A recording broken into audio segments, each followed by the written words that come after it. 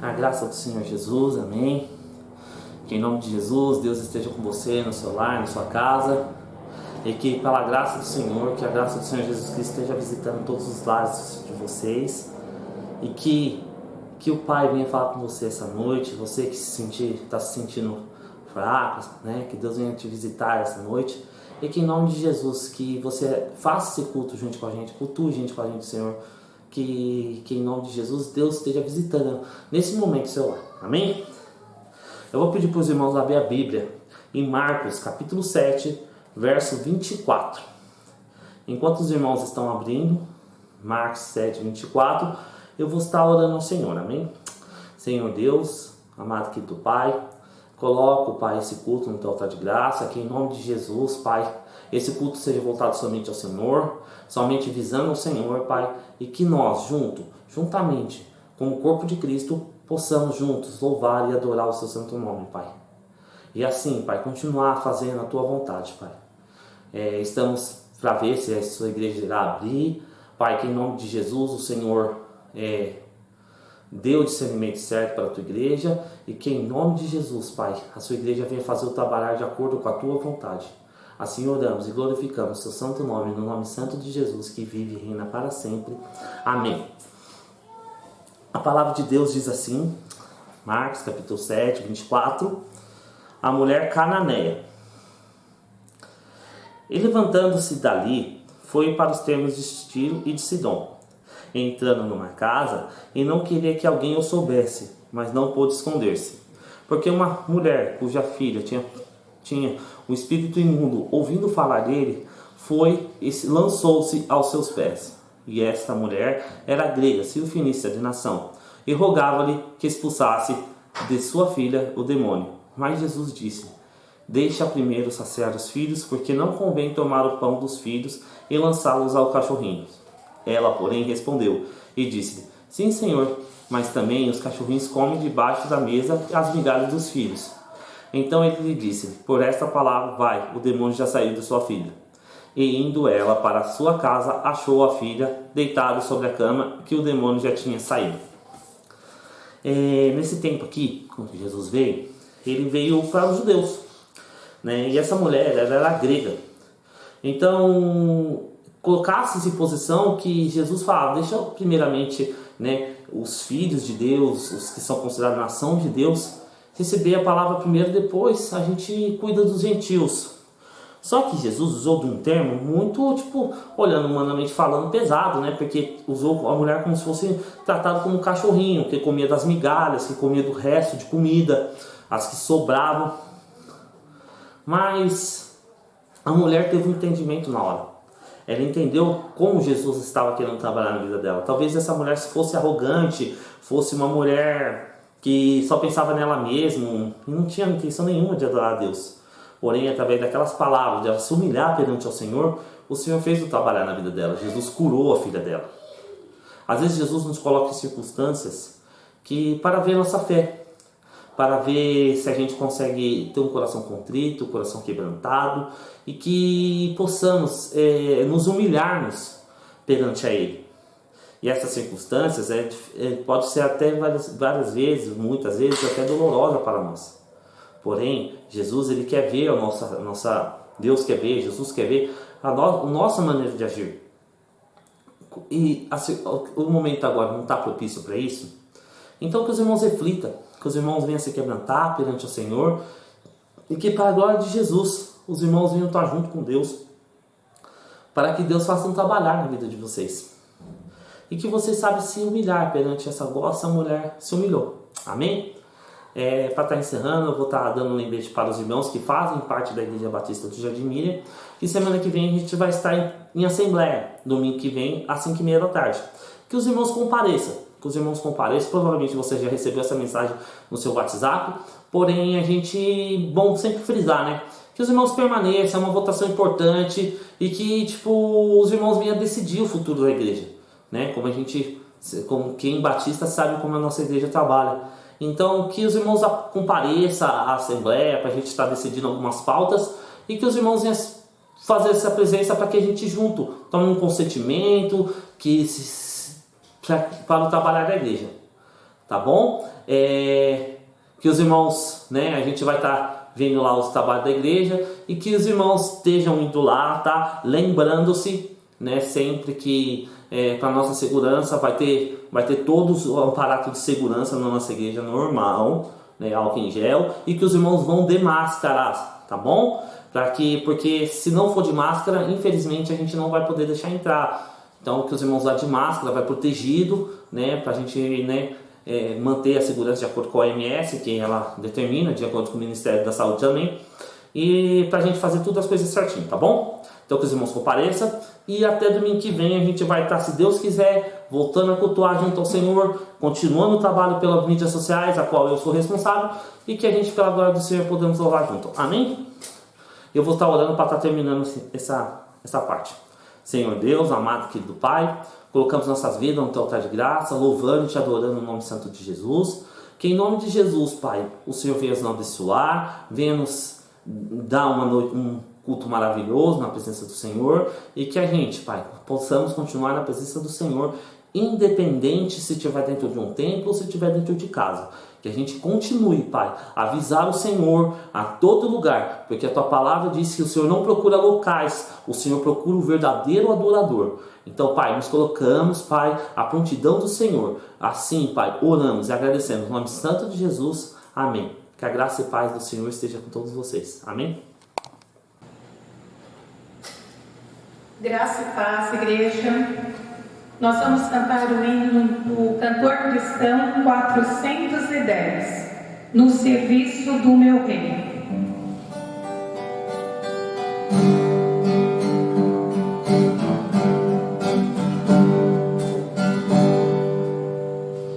No serviço do meu rei eu sou feliz, satisfeito, abençoado,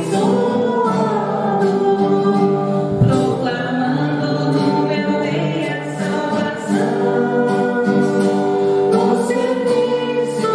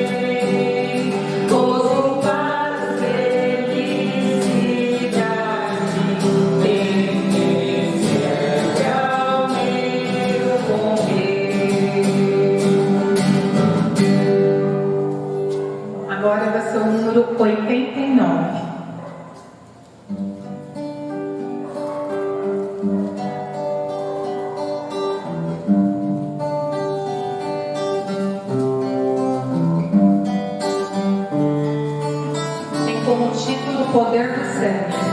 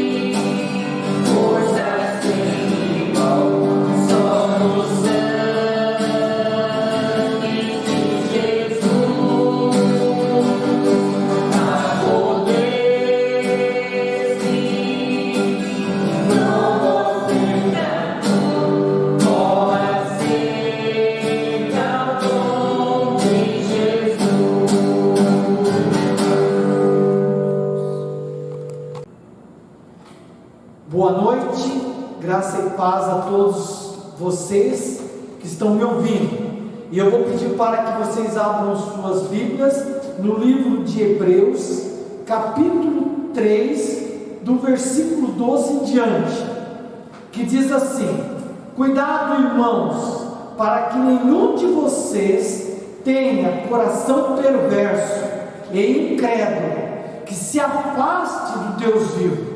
Ao contrário, encorajem-se uns aos outros todos os dias, durante o tempo que se chama hoje, de modo que nenhum de vocês seja endurecido pecado, pois passamos a ser participantes de Cristo, desde que, de fato, nos apeguemos até o fim, a confiança que temos no princípio, que tivemos no princípio. Por isso é que se diz: se hoje vocês ouvirem a sua voz, não endureçam o coração, como na rebelião. Quem foram os que ouviram e se rebelaram? Não foram todos os que Moisés tirou do Egito? Contra quem Deus esteve irado durante 40 anos? Não foi contra aqueles que pecaram, cujos corpos caíram no deserto? E a quem jurou que nunca haveriam de entrar no seu descanso? Não foi aqueles que foram desobedientes?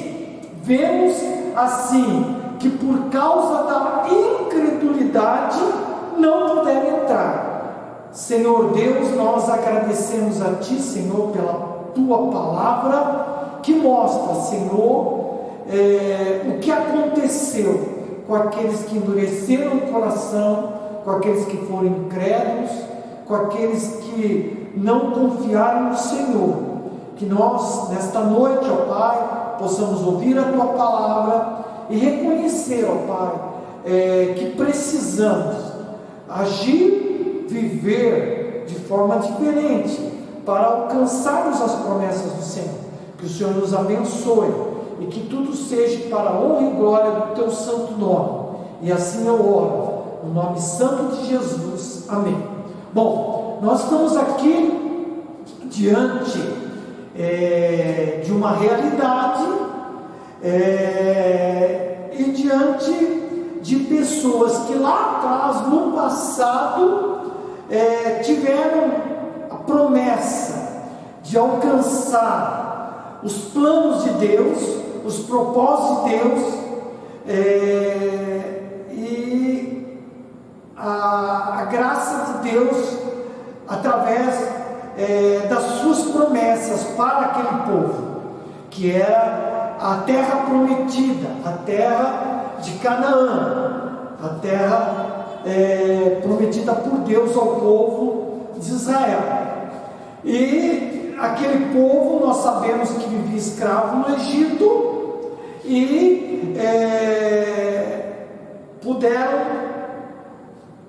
por um agir de Deus, que usou Moisés como líder ali, tiveram a oportunidade de sair da escravidão do Egito e ir em direção à terra prometida, a terra que manava leite e mel. Então nós vemos aqui que houve uma promessa de Deus. Deus derramou a sua graça sobre aquele povo que cria num Deus de Abraão, Isaac e Jacó, e por isso Deus tinha prometido a Abraão, e essa promessa de Deus a Abraão, Deus se lembrou da sua descendência ali da escravidão do Egito e libertou o povo em direção à terra prometida, à terra de Canaã. Mas nós vemos aqui que, através do escritor do livro de Hebreus, nós vemos aqui que esse povo pecou contra o Senhor. Esse povo desobedeceu, foram desobedientes. Que esse povo teve incredulidade, não creram, passaram por provações ali no deserto e não confiaram, e não creram, apesar de tudo aquilo que aconteceu ali, nos milagres ali no deserto.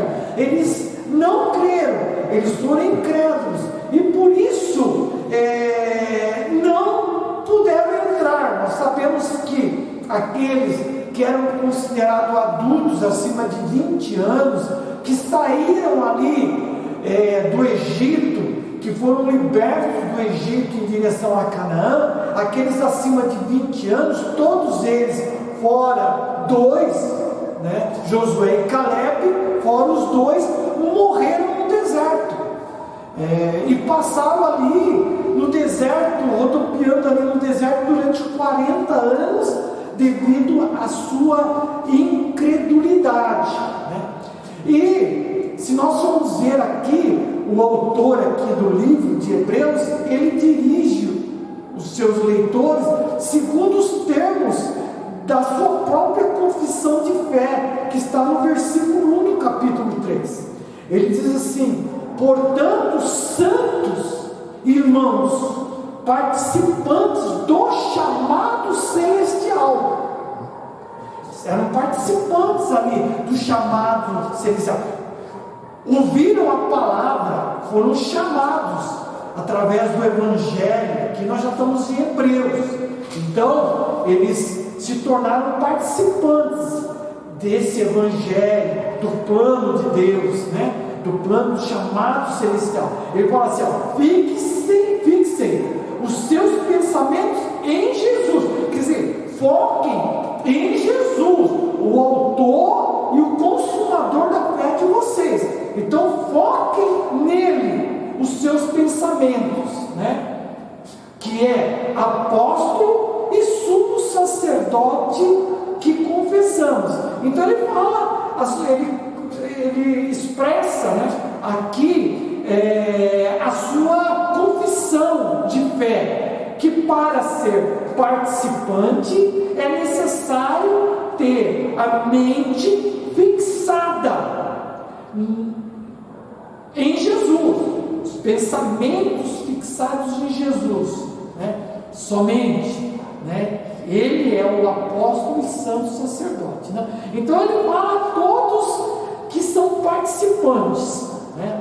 E ele diz no versículo 12, ele diz assim, ó: cuidado, irmãos, para que nenhum de vocês, né, tenha um coração perverso e incrédulo, né?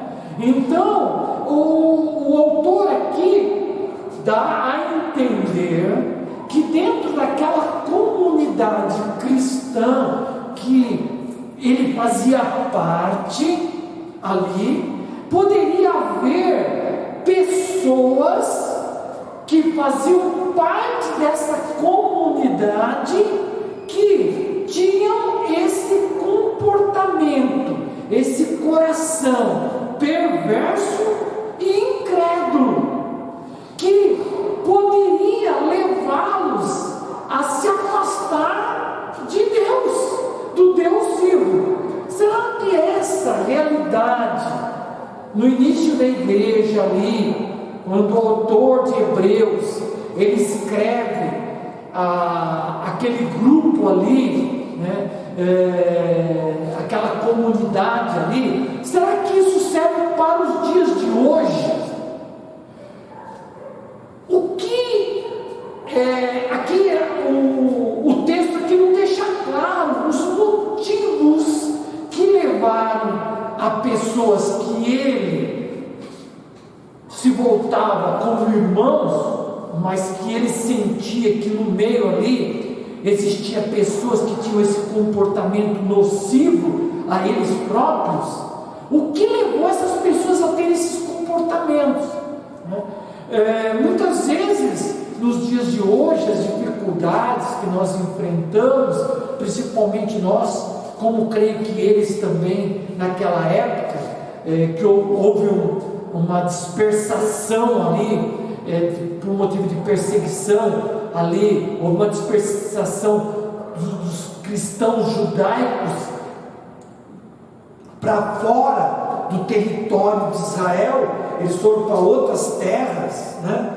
E começou a haver, de certa forma, um contato deles com outros povos. Talvez esses sejam motivos para que no meio ali do grupo tenha pessoas com esse comportamento. E hoje a igreja também, ela vive numa relação com o mundo. Nós fazemos parte da igreja, nós nos reunimos para adorar a Deus, para glorificar a Deus, fazemos parte do corpo de Cristo, Jesus, né? Somos membros do corpo de Cristo, desfrutamos da presença do Senhor, né? Mas muitas vezes nós saímos da igreja e temos contato com o mundo aí fora, e esse contato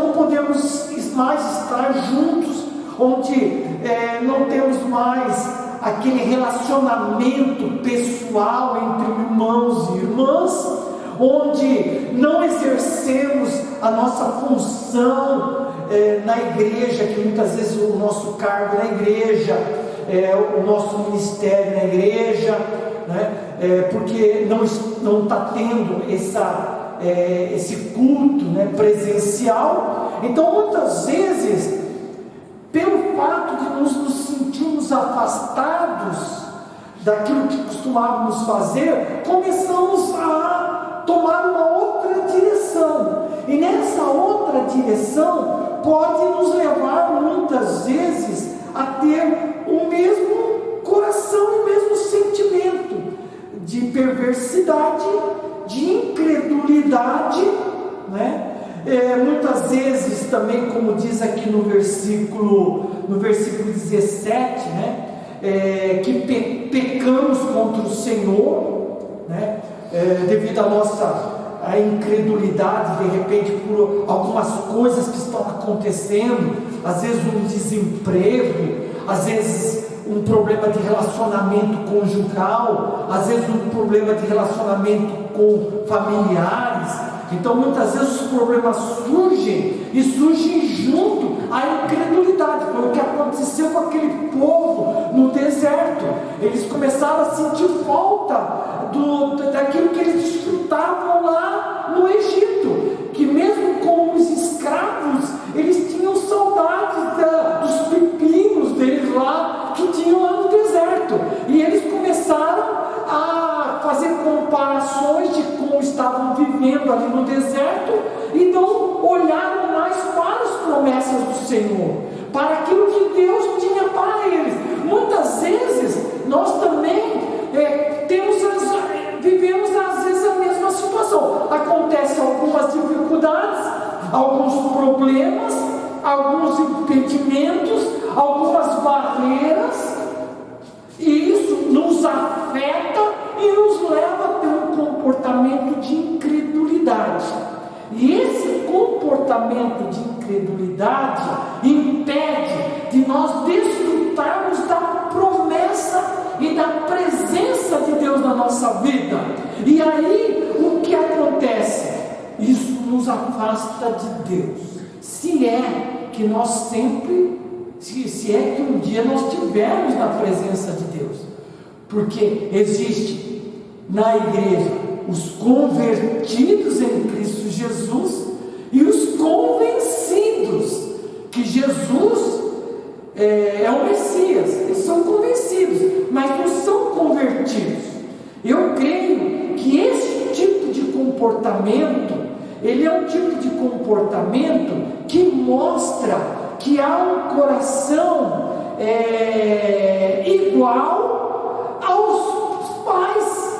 Se nós formos ver o texto aqui, ele liga ao versículo 9. O versículo 9 diz: onde os seus antepassados me tentaram, pondo-me à prova, apesar de durante 40 anos terem visto o que eu fiz. Muitas vezes as pessoas vêm à igreja, fazem parte da igreja, veem Deus agir na igreja, Deus fazer milagres na igreja, Deus transformar vidas na igreja, mas isso não faz diferença na vida da pessoa, né? Continuam tentando ao Senhor, continuam colocando Deus à prova. Por que, Senhor, o Senhor faz, o Senhor permite que determinada coisa está acontecendo na minha vida?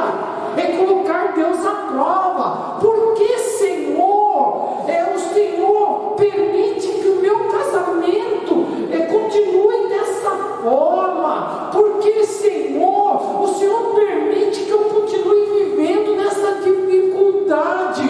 Por que isso? Porque é aquilo, testando Deus, tentando a Deus, pondo Deus à prova. Então aqui, esse comportamento nocivo de perversidade, de incredulidade que ele fala no versículo 12, representa coração igual àquele lá no deserto, que tinha as promessas, mas não tomou posse das promessas. Não creu que Deus realmente poderia dar aquilo que Deus tinha prometido. O que Deus promete para mim e para você? Vida eterna em Cristo Jesus, para aqueles que creem e perseveram na fé, né? Para esses, Deus tem a vida eterna. Mas para aqueles que põem Deus à prova, para aqueles que têm incredulidade, certamente vão ter um final triste, né? Então talvez o fato dele tratar como irmãos não quer dizer que realmente sejam verdadeiros irmãos, né? Na verdade, aqui no contexto geral aqui mostra que no meio da comunidade existiam pessoas que na verdade eram incrédulas, né? Que realmente, como diz aqui o versículo 19, que realmente não conseguiram entrar em Canaã, né? Então faz essa comparação daqueles que saíram lá da escravidão do Egito em direção à terra prometida e que pereceram no deserto. Ele faz a mesma comparação com aqueles que se dizem irmãos, com aqueles que dizem que têm a fé em Cristo Jesus, mas que na verdade são pessoas incrédulas, perversas, que, como no versículo 13, tem o seu coração endurecido pelo engano do pecado. São pessoas que são membros da igreja, que fizeram a sua profissão de fé, que desceram as águas, mas continuam escravas do pecado, continuam tendo aquele mesmo comportamento que tinham quando não tinham Jesus como seu Senhor e Salvador. Então, ele deixa claro aqui que esse coração endurecido pelo engano do pecado é uma prova clara de que realmente não são participantes em Cristo, né?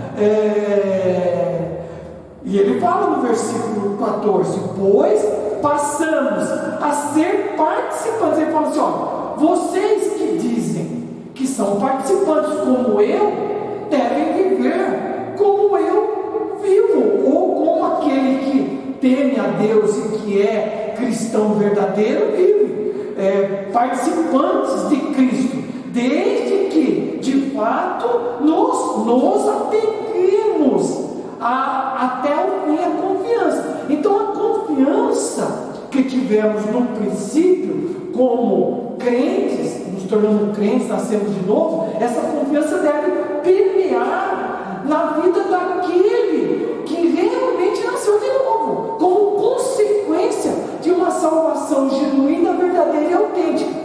Ele, como autor do livro, ele estava vivendo essa realidade. Talvez hoje a igreja esteja vivendo essa realidade, mas nós não podemos afirmar com clareza: esse é salvo, esse não é salvo, esse realmente se converteu, esse só se convenceu. Nós não podemos definir com clareza, mas podemos dizer que tal comportamento de incredulidade, tal comportamento de ter o coração endurecido pelo pecado, pelo engano do pecado, que tal comportamento de desobediência a Deus, né? E de incredulidade, e de um comportamento que tenta e põe Deus à prova, não é o comportamento daquele que realmente tem Jesus como seu Salvador e Senhor, né? E ele fala aqui também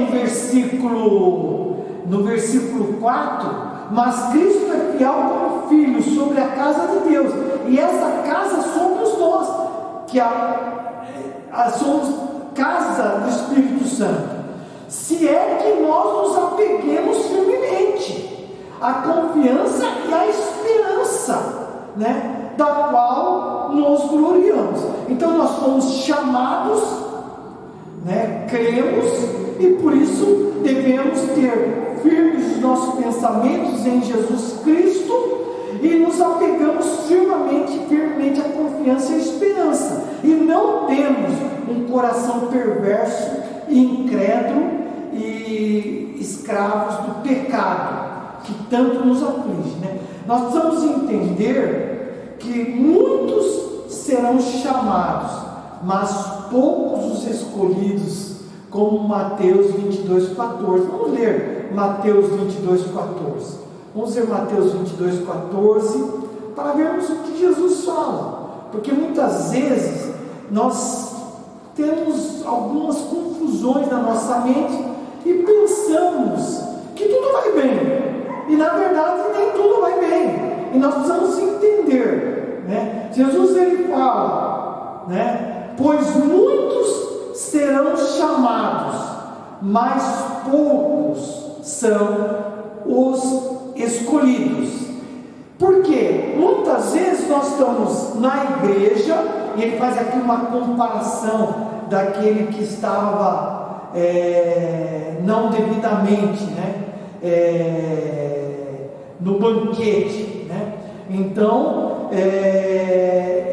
esse, né, sem estar devidamente vestido adequado naquele banquete de casamento, não deveria estar ali. Então o rei disse aos que serviam, né, amarram-lhe as mãos e os pés e lancem-no fora das trevas, nas trevas. Ali haverá choro e ranger de dentes, pois muitos serão chamados, mas poucos escolhidos, porque não estava devidamente preparado para estar naquele lugar. Então muitas vezes aqui ele fala em Hebreus 3, né, aos santos irmãos participantes do chamado celestial, fixem os seus pensamentos em Jesus, né? Apóstolo e sumo sacerdote que confessamos. Então nós devemos nos apegar a ele, porque somos chamados, mas estamos preparados realmente? Aceitamos verdadeiramente Jesus como nosso Senhor e Salvador? Cremos nas promessas do Senhor? Vivemos confiando no Senhor? Porque só dessa forma realmente nós poderemos ter esperança de vida eterna.